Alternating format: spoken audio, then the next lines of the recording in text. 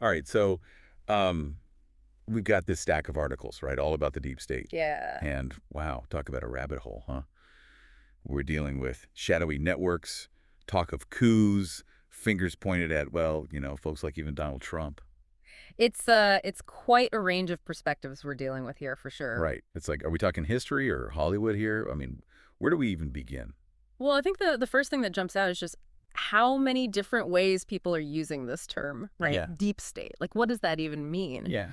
For some folks, it's this full-blown conspiracy, like a secret cabal pulling strings behind everything. Right. But then others see it as, I don't know, maybe a symptom of like the inherent tension in a democracy. Yeah. You have these unelected people, institutions wielding power, maybe in ways that rub some folks the wrong way. Okay, I'm with you. So it's kind of like we need to figure out if there's this like organized shadowy group actually calling the shots, Right. or if it's more about individuals within the system, doing their own thing, but maybe their own thing has big consequences. Exactly. And we got to find out, like, where's the line? Is it just folks following their conscience? Or is it something more, well, calculated? And that's what makes this deep dive so fascinating. I mean, we've got historical deep dives, we've got current political figures crying foul.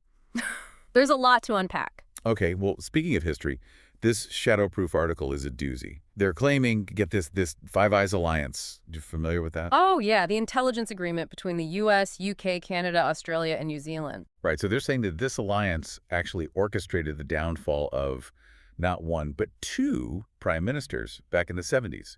Gough Whitlam in Australia Wow. and Harold Wilson over in Britain. See, this is what I mean about historical roots. This example gets used a lot to show just how far back these alleged deep state operations go. Okay. And what Shadowproof is claiming is that both of these leaders, Whitlam and Wilson, they got targeted because they dared to challenge, U.S. interests, specifically stuff about the Vietnam War, U.S. military bases abroad, hot button issues. So basically, if you mess with the U.S., watch out. That's what they're saying. That's the implication, yeah. But man, that raises some big questions. I mean, where does it stop? If these agencies can influence or even like topple elected leaders, who decides what's off limits? It's the whole question of democratic accountability, right? Right, Like, yeah. who watches the watchers? It's a theme we're going to bump into a lot, I think, as we go through these articles. It's already making my head spin. And here's another one. This is wild. So Liz Truss, right? Shortest serving UK prime minister ever. 49 days, if I remember correctly. Right, 49 days. She writes this whole op-ed in Politico, and she is claiming she got the boot because she threatened the established order. Oh, interesting. And get this, she even compares herself to Trump, saying there's a pattern here of the deep state taking down anyone who rocks the boat. It's worth noting she specifically calls out institutions like the UK Treasury, the Bank of England, Okay. even their Office for Budget Responsibility. Whoa, whoa, whoa. So not some shadowy figures in the dark, but like actual government institutions. That's what she claims. She calls it a, quote, sustained whispering campaign that brought her down. Whispering campaign. That's chilling, man. Like, how do you even fight that? Right? It's all about perception, right? Planting seeds of doubt, using information or misinformation to discredit someone. Makes you wonder how often this kind of stuff happens and we just, never even hear about it. And if these big institutions can wield that kind of power, it really makes you question those so-called checks and balances we keep hearing about, doesn't it? No kidding. But here's where it gets even weirder, okay? Even people inside Trump's own administration, some of them at least, seem to think something was up.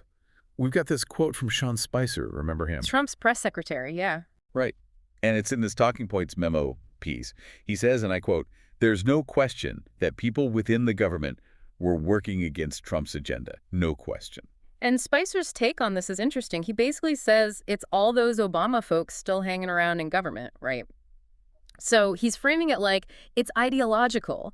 These deep state actors are driven by their own beliefs. So it's not necessarily some grand conspiracy, but more like what folks doing what they think is right, even if it means going against the guy in charge. Right. And that gives us two different ways of looking at this deep state idea, right? One, you've got this coordinated effort to undermine a leader because of their ideology. And two, you've got people acting on their own. Maybe they think they're saving the country. Who knows? Which seems more likely at this point. It's hard to say. I don't know, man.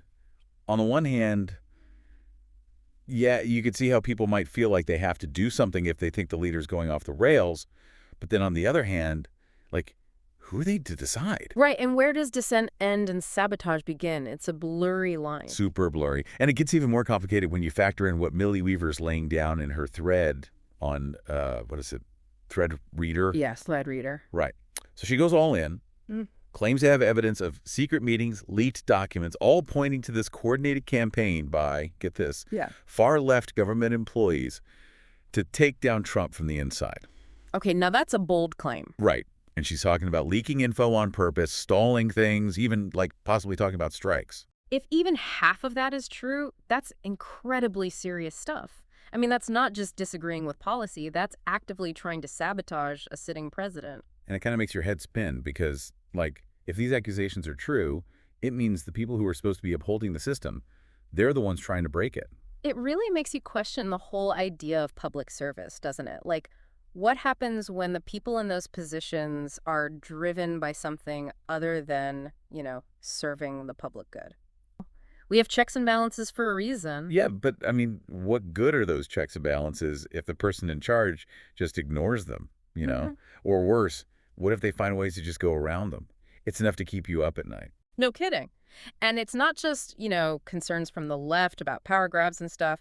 We've got Senator Ron Johnson. This is a Breitbart article, and he's out there saying that the U.S. government has been lying to its people for decades. Straight up. No way, really. What's his evidence? Oh, he throws out all the classics, JFK, Watergate, even January 6th. He's connecting all of that. He's basically saying there are these hidden forces pulling the strings, always have been. I mean, I'm always a bit skeptical of, like, the grand conspiracy theories, but It does make you think. like, how much do we really know about what goes on behind closed doors? And that's the thing about these deep state claims. They tap into this deep-seated distrust that a lot of people feel. And it's not always about, facts and evidence. It's about this gut feeling that something's not right. Yeah, like a gut feeling that the people in charge aren't telling us the whole story. Exactly. And that's a dangerous road to go down because once you start down that path, it's easy to get lost in all sorts of, well, let's just say alternative explanations for how the world works. Okay, so far it feels like everyone's pointing fingers in every direction. Yeah. But there's this one article from The Atlantic that takes a slightly different approach. Yeah. They're not so focused on some shadowy cabal calling the shots. They're more interested in Trump himself. Oh, this is an interesting one. This is the one that really dives into Trump's personality, right?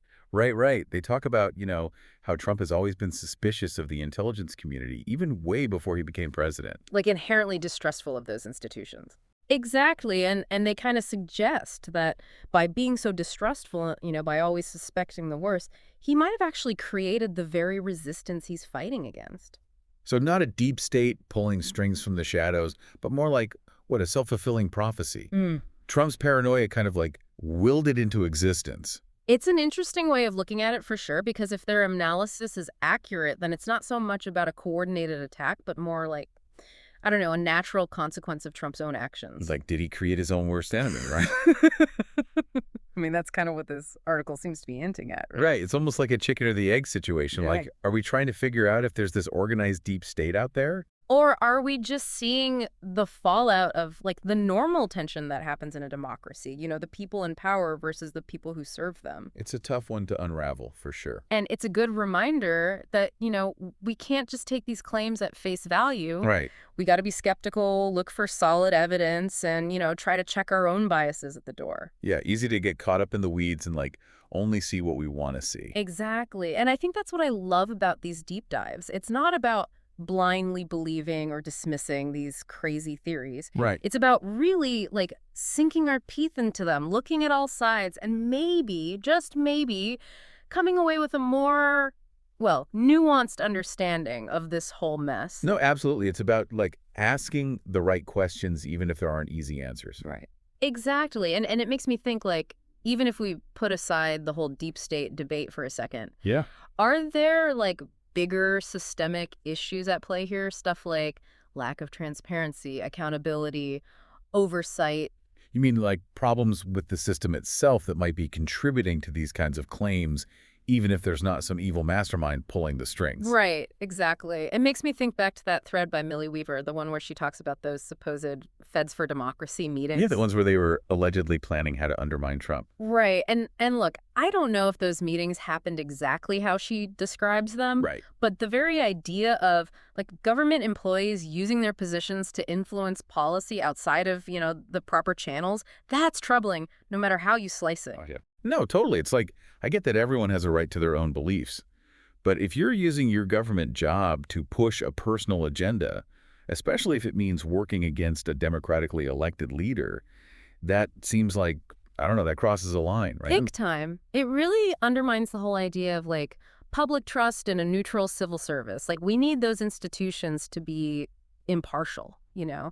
to act in the best interest of everyone, not just one party or ideology. So it's less about whether you agree with Trump or not, Right. and more about whether you believe that, like, the ends justify the means when it comes to, I don't know, playing fast and loose with the rules. Or like, Exactly. And the tactics that were allegedly discussed in those meetings, stuff like leaking information, purposely slowing things down, maybe even calling for strikes, that's pretty hardcore. right, it's less like disagreeing with your boss and more, full-blown sabotage, right? Right. But we got to remember the context here.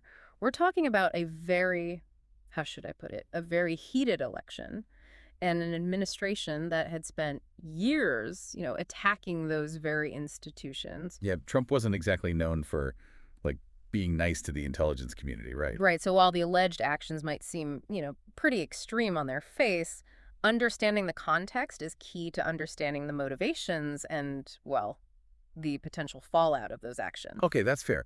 But even if we try to see it from their perspective, it still brings us back to that question of, like, where's the line? When does dissent, legitimate disagreement, become something that actually undermines the very system you're claiming to protect? It's the age-old question, isn't it? And honestly, there's no easy answer. It's something that democracies have wrestled with since, well, the dawn of democracy. Right. I mean, every system has its flaws, Mm, right?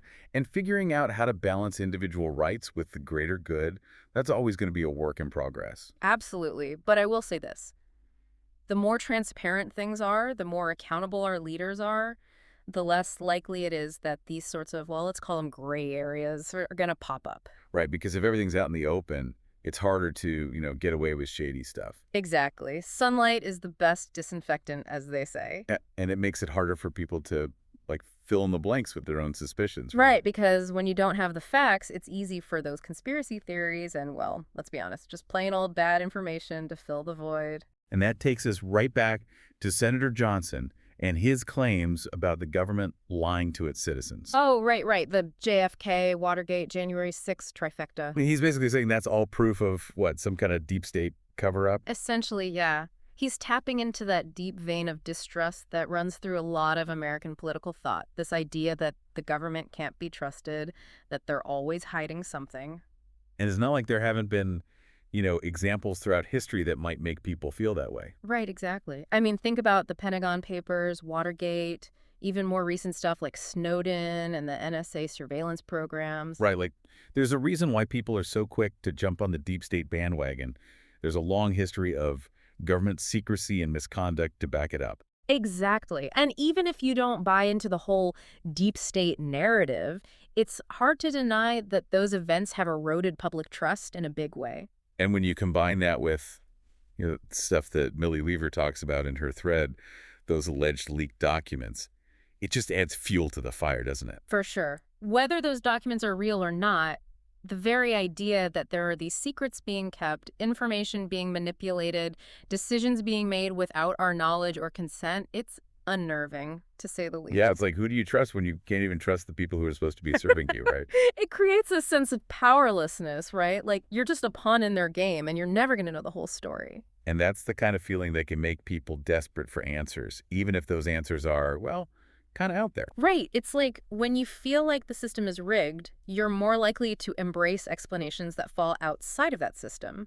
And sometimes those alternative explanations can lead down some pretty dark paths. It's a scary thought because once you start down that road, it's hard to turn back, right? You start questioning everything, seeing conspiracies everywhere. And That's how extremism takes root, isn't it? It preys on that sense of fear, uncertainty, and distrust. so we've got this, like, perfect storm brewing. We've got a history of government secrecy, a president who's openly hostile to those very institutions, and a public that's primed to believe the worst. It's a recipe for disaster, really, and it makes you wonder, like, how do we even begin to repair the damage? How do we rebuild that trust? Yeah, that's the million-dollar question, isn't it? I mean, we could talk about things like transparency, accountability. Those are all important, but Yeah. But it's more than just words, right? It's about actions. It's about our elected officials actually demonstrating those values consistently. yeah, like walking the walk, not just talking the talk. Exactly. And it's about us, the citizens, holding their feet to the fire, demanding better, and refusing to accept anything less than a government that is truly accountable to the people it serves.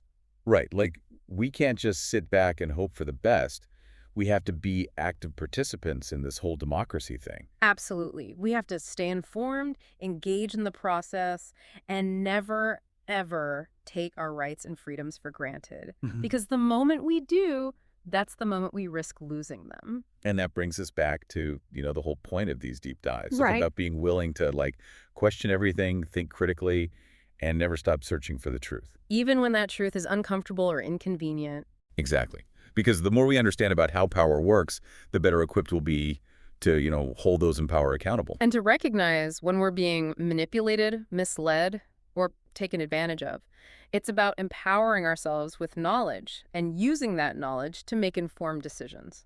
So, okay, after exploring these, historical examples, looking at the allegations being thrown around today, where do we even land on this whole deep state thing? Do we think it's real? Is it all just smoke and mirrors? That's the million-dollar question, and honestly, I don't think there's an easy answer.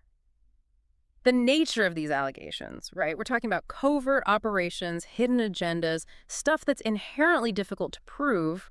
It's like trying to nail jelly to a wall. So where does that leave us? Are we just supposed to accept that there's all this stuff going on in the dark and we'll never really know the full story? Well, I wouldn't say that. We can still be, smart about this. We can question our sources, think about their motivations, look for solid evidence, not just like rumors and All hearsay. right, be savvy consumers of information, especially when it comes to this kind of stuff. Exactly. And we can't forget about the power of, holding our leaders accountable, demand transparency, ask tough questions, don't let them get away with vague answers and shady dealings. Yeah, like sunlight's the best disinfectant and all that. Exactly, because the more we let them operate in the shadows, the more likely it is that, well, things are going to get messy. And the easier it is for those suspicions and conspiracy theories to take hold. Right, because when people feel like they're not getting the whole truth, they're going to start filling in the blanks themselves.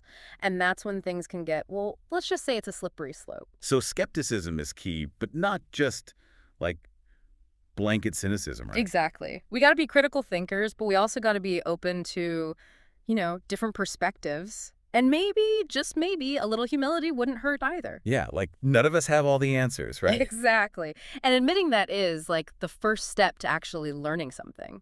Which brings us back to, why we do these deep dives in the first place. Right. It's all about asking questions, even if they're uncomfortable ones. And being willing to, like, live in that gray area for a bit. Because sometimes the truth is a lot more complicated than we want it to be. And maybe a lot less exciting than a Hollywood thriller, but that doesn't mean it's not important to try to understand it.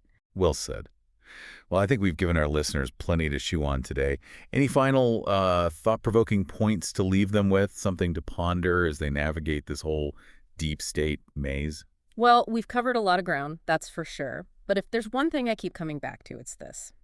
If the deep state, at its core, is less about some shadowy organization and more about the actions of individuals, people driven by their own beliefs, what does that mean for accountability in a democracy?